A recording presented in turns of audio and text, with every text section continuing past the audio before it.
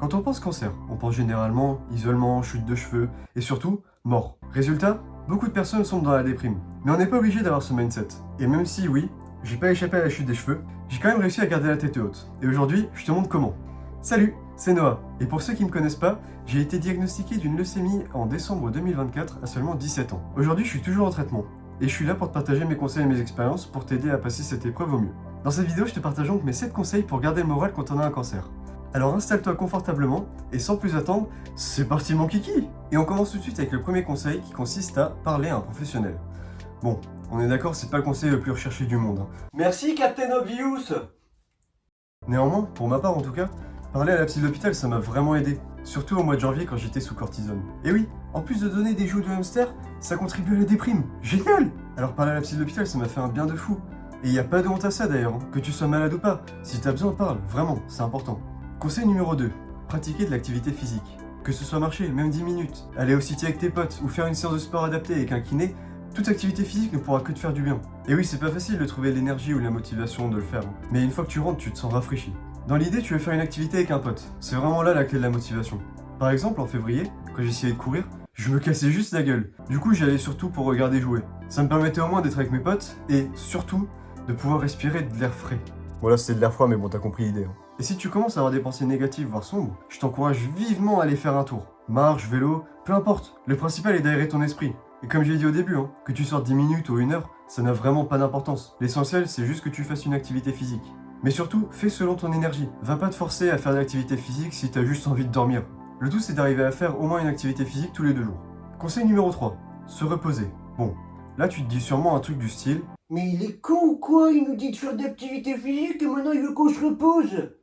Oui, l'activité physique est essentielle à ce stade de ta vie. Et même à n'importe quel stade, d'ailleurs, fais du sport. Mais si tu te mets la pression à faire du sport parce que tu dois absolument pas te reposer, bah c'est contre-productif et tu vas juste t'enfoncer. Pour moi, il faut savoir se reposer sans culpabiliser. Quelque chose qui m'a vraiment aidé dans les phases les plus fatigantes de mon traitement, c'était de programmer mes temps de repos. En gros, si je voulais me reposer, je mettais une alarme pendant 1 heure, après laquelle j'allais faire autre chose. Je veux dire, c'est pas un rhume, c'est un cancer.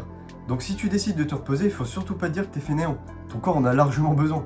Conseil numéro 4, regardez Noah en parle. Bon d'accord, c'est peut-être pas un vrai conseil. Et c'est peut-être le seul conseil médicalement validé par absolument personne.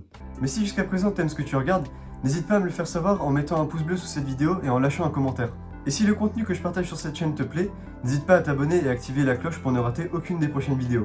Allez, on passe au vrai conseil numéro 4 maintenant. Conseil numéro 4, lancer une chaîne YouTube. Si tu regardes cette vidéo, c'est que j'ai pris l'initiative de parler d'un sujet si tabou. Et tu peux faire pareil. Et t'es même pas obligé de parler de ta maladie. De toute façon, tu peux pas parce que c'est mon idée. Tu veux parler de ce que tu veux. T'aimes jouer? Lance une chaîne gaming. T'aimes cuisiner? Lance une chaîne dédiée à la cuisine. En fait, t'es limité que par ton imagination. Et même si tu deviens pas une star de YouTube, tout le monde s'en fout. Tu partages ce que t'aimes, tu crées, et juste comme ça te fait un passe-temps.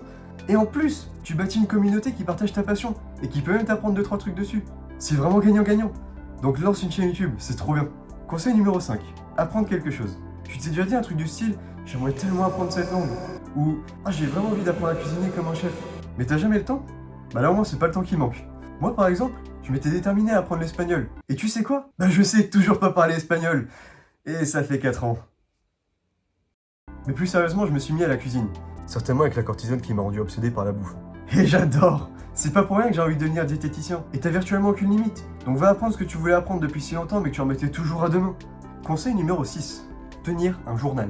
Bah la loue, il tient un journal. Bon alors lui... Tenir un journal, c'est peut-être une des meilleures choses que tu puisses faire en ce moment. Et pour plusieurs raisons. Première raison, tu peux écrire tes pensées. Mais pourquoi c'est intéressant? Pense à quand tu reverras tes notes dans 5, 10, 30 ans. À ce stade, j'espère vraiment pour toi que tu seras débarrassé de cette connerie et que tu pourras regarder et te dire « Ah ouais, en fait, j'ai fait tout ce chemin depuis, c'est énorme !» Deuxième raison, tu peux y poser tes objectifs. Court terme comme long terme, ça change rien. En faisant ça, tu te projettes sur ta vie d'après. Et ça motive vraiment. Un de mes objectifs perso, par exemple, c'est d'entrer à l'université en septembre 2025 pour pouvoir devenir diététicien nutritionniste. Et pas obligé de te casser la tête. Ça peut être des trucs très simples comme aller faire de la pêche. Ou bien lire plus de livres. Rien que ça va te donner un petit but que tu peux faire dès maintenant. Je veux dire, rien n'empêche d'aller choper un livre et de lire ne serait-ce qu'une double page. Bref, tiens un journal. Conseil numéro 7. Garder le contact social. Ok, si tu devais retenir qu'un seul conseil de cette vidéo, je veux que ce soit celui-là. Garde le contact social. Qu'est-ce que j'entends par là? Va en soirée avec tes potes, même si tu sens que t'as la flemme d'y aller. Ça se trouve, ce sera la meilleure soirée de ta vie. Fais une balade en plein centre-ville avec tes potes quand il n'y a pas trop de monde. Fais une sortie vélo avec tes potes. Va au city avec tes potes. Tu remarques un peu la tendance? Toutes ces activités incluent tes potes. Mais pourquoi c'est si important? Tu vois, en janvier, j'étais en aplasie. En gros, les soldats censés protéger mon corps des infections avaient tous capitulé. J'avais méga peur de recevoir qui que ce soit à la maison, même un seul pote, parce que je voulais absolument pas tomber malade. Résultat, à la fin du mois, je commençais un peu à déprimer. J'en étais au point où je réclamais des visios. Donc essaye de voir et de parler un max à tes potes. Même en aplasie, tu prends les précautions nécessaires. Derrière la pièce, ils portent un masque éventuellement. Ambiance Covid quoi. Bon allez, un petit conseil bonus pour la route, va en cours. Ok, si t'es étudiant, et bien sûr que t'as le feu vert des médecins, va en cours. Si tu peux déjà y aller 1 heure, tu verras le bien fou que ça te fera. Revoir tes potes et tes profs en conditions normales. Personnellement, j'ai pu retourner en cours à partir du mois de mars. Et la première fois que j'y suis retourné, je suis allé en surprise totale. Personne n'était au courant. Bon, sauf le CPE parce que je voulais être sûr de pouvoir rentrer dans l'établissement. Et quelle masterclass de voir le regard de tes camarades sur leur tête quand ils se rendent compte de ta présence. C'est fou. Et on est d'accord que ce conseil s'applique pas forcément à tout le monde. Hein. Si t'as pas la possibilité d'aller en présentiel ou juste que tu préfères faire cours à distanciel, bah c'est ok.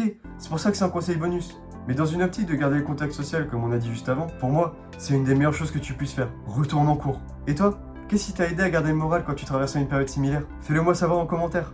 Et oui, c'est sûr que c'est pas évident, mais c'est possible.